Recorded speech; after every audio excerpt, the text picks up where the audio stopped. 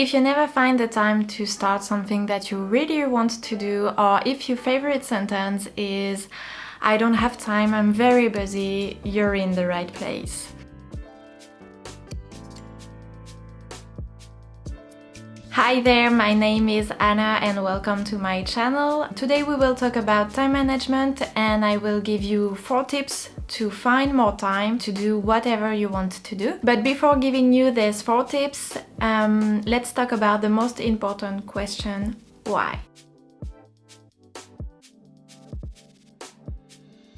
When you want to change something in your life, the most important question to ask yourself is why. In this case, why do you ever need more time? Do you want to learn something new? Do you want to improve something in your life? Do you have a concrete idea of what you want to improve? Do you want to start working out and so on? What is your why? Take a blank page and write down why you want to have these extra hours and what you want to achieve during these extra hours. It will help you to prioritize your activities.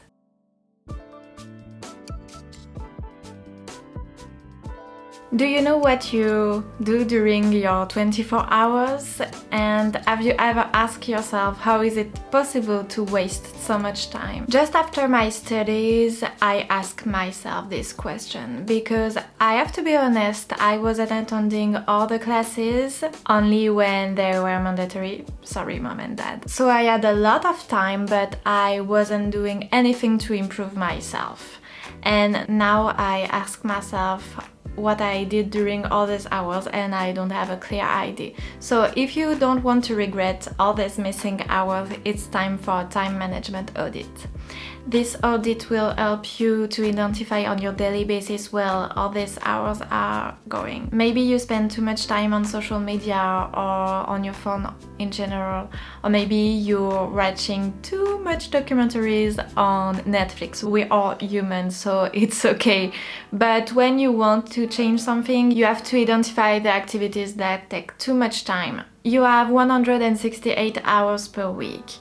How much time do you spend at work? How much time do you spend on public transportation or in your car to go to work?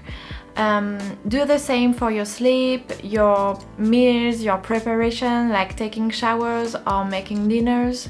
And if you subtract all these hours to your 168 hours, you have your free time, and it's quite huge actually. Now, in the past few weeks, what did you do during these hours? If you're like me and you don't remember, you can track your time with apps like Tracker or you can use Google Agenda. Look at your yesterday and fill in your schedule. So you can choose blue when you sleep, green when you're at work, and yellow for your free time. During your free time, be as specific as possible. So for example, if you spend 5 minutes on Instagram, write it down and you will see the huge amount of time that you spend on social media at the end of the week. Now that you know what you do during your free time, it's time to declutter.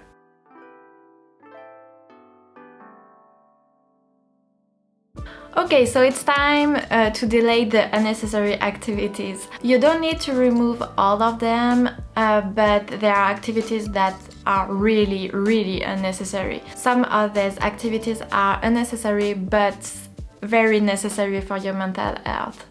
For example, I need to switch off my brain for 1 or 2 hours per day and watching something on Netflix. It's self-care time. Say hello. Yeah. So the first thing to do is to prioritize your activities. Identify which one take too much time and really don't improve your life. Make a decision on these activities. For example, I've decided to watch Netflix only when I will be with my boyfriend.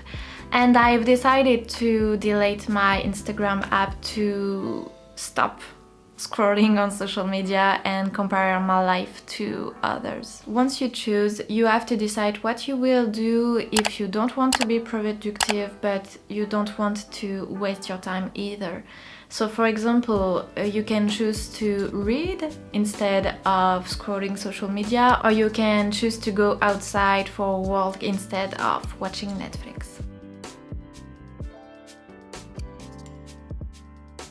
The next tip is to plan your day, and time blocking is an excellent method to manage your time. For example, you want to learn a new language and you want to go fast, so you want to devote 8 hours per week for this activity. The next step will be to schedule these hours and to have enough discipline to stick to it. If you want to be very productive, you need to be very specific about what you want to do. So for example, if you want to learn a new language, it won't be just 2 hours of vocabulary. You need to be very specific. Perhaps it will be a 10-minute video plus a workbook about cooking vocabulary, for example. By doing so, you will be more intentful about your time. If what you plan is too vague, you won't do it. So actually, if I am too vague with my to-do list, I won't do it. So for example, if I want to work on my online course, I won't write work on my online course. Instead of work on my online course, I will write the script of Lesson 2 Module 1, for example. Now it's time to be creative. What about doing two things at the same time? So for example, what about listening to a podcast while you're driving to go to work or while you're cooking, for example?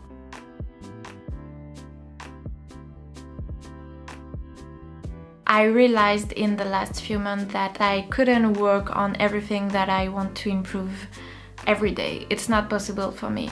So I really need to batch everything that I can to find more time. For example, I can't just cook one super meal every evening. It's not possible, and actually I don't like cooking, so I really need to batch it. So Sunday is the meal prep day and I cook for 2 or 3 hours and I prepare all the meals for the rest of the week. It makes everything much manageable.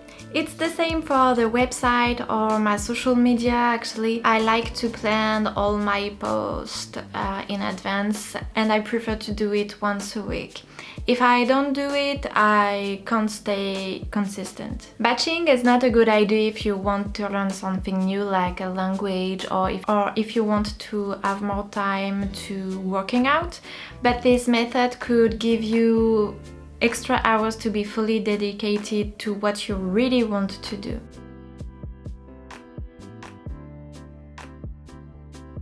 Okay, seems insane, but we all know that we are more productive when we have to finish something for the next day, even if we managed to do it since the last week. You know what I mean. For 2 hours, you transform yourself into Superman and you finish a task that initially takes 5 hours. So if you want to change something in your life, don't give yourself too much time because it won't happen. But if you give yourself less time, you will achieve what you want to achieve faster. For doing so, I like to use a Pomodoro app. It's about working for 25 minutes and have a 5-minute break.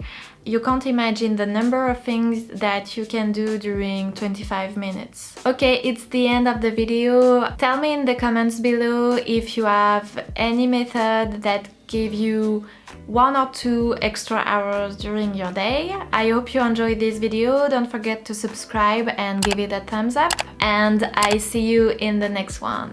Bye!